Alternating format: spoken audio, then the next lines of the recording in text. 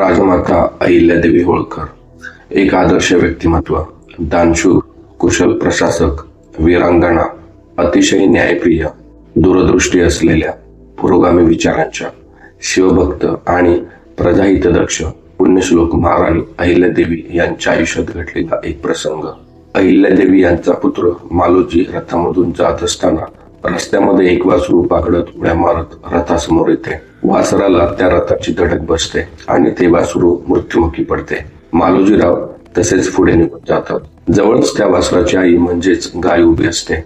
आपलं बाळ गेलेलं तिच्या लक्षात येते. अतिशय दुःखी अशी ती गाय त्या वासराभोवती गोल गोल फिरते आणि शेवटी त्या वासराच्या बाजूला बसून राहते. काही वेळाने त्याच रस्त्यावरून अहिल्यादेवींचा रथ जातो.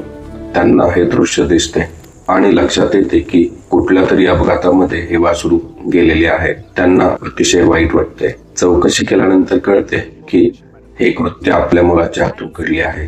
त्या अतिशय संतापतात आणि अतिशय रागात घरी येतात. आपल्या सुनेला विचारतात, जर एखाद्या आईसमोर तिच्या बाळाला कोणी आपल्या रथाखाली चिरडलं आणि ती व्यक्ती न थांबता तशीच निघून गेली तर काय न्याय द्यायला हवा? सून म्हणते, ज्या पद्धतीने त्या व्यक्तीने वासराला चिरडले त्या पद्धतीनेच त्या व्यक्तीला देखील मृत्यूदंड द्यायला हवा. अहिल्यादेवी दरबारामध्ये मुलाला बोलवून घेतात आणि मृत्यूदंडाची शिक्षा सुनावतात. तो मृत्यू देखील ज्या पद्धतीने वासराला चिरडले गेले त्याच पद्धतीने मालोजीरावांना हातपाय बांधून रस्त्यावर टाकण्यात येते. परंतु मालोजीरावांच्या अंगावर जो रथ घालायचा त्याचे सारथ्य करायला कोणीच तयार होत नाही. मालोजीरावांना माफ करावे म्हणून प्रजानन अहिल्यादेवींना खूप विनंती करतात. परंतु आता त्यांचा निर्णय झालेला असतो. त्यांनी एकदा दिलेला निर्णय परत बदलायचा विषयच नसतो.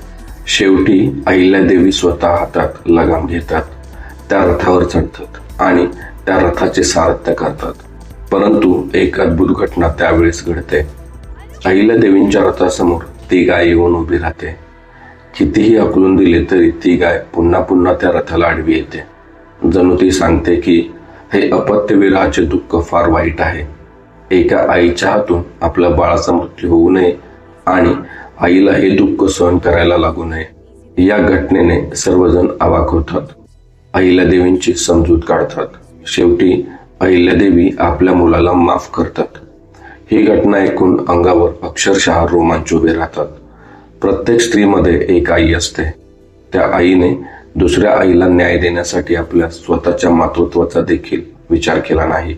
आपल्या पोटच्या पोराला इतकी कठोर शिक्षा त्यांनी सुनावताना मातृत्वावर कर्तव्याने विजय मिळवला होता. परंतु त्या क्षणी त्यांच्या मनामध्ये विचारांची किती वादळे उठली असतील, मन किती खंबीर करावं लागलं असेल. खरंच विचार करण्यापलीकडचे आहे सारे. आज अशा न्यायाची खरंच खूप गरज आहे. पैशाने न्याय विकत घेऊ पाहणाऱ्यांसाठी आणि अशा इतिहास घडवणाऱ्या इतिहासातील घटना समाजापुढे ठेवण्याची गरज आहे. अशा या पुण्यश्लोक राजमाता अहिल्यादेवींना मानाचा मुजरा.